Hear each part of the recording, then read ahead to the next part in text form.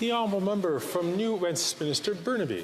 Well, thank you very much, Mr. Speaker. I certainly agree with the comments about the Liberal government, that what we've seen is a doubling of housing prices under the Liberal government, there's no doubt.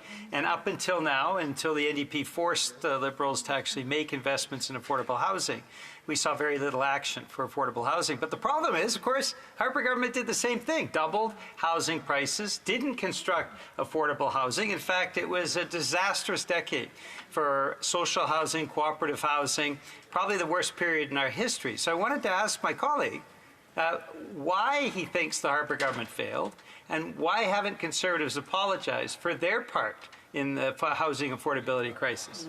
Good.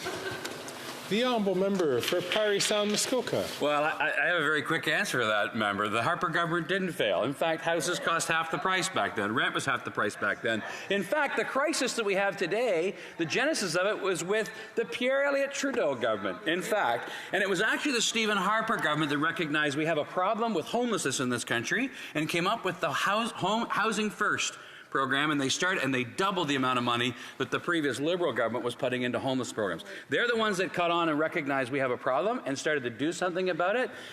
They weren't a failure. And the Liberals love to talk about how little investment there was in the Harper area. There was investment, and it wasn't a crisis. The honourable member from Pitt Meadow Maple Ridge has 5 seconds to ask a question. This is a headline. It says, impossibly unaffordable. Vancouver ranked the 3rd worst city for housing. The honourable member from Parry Sound Muskoka. That is true. Hey, bravo.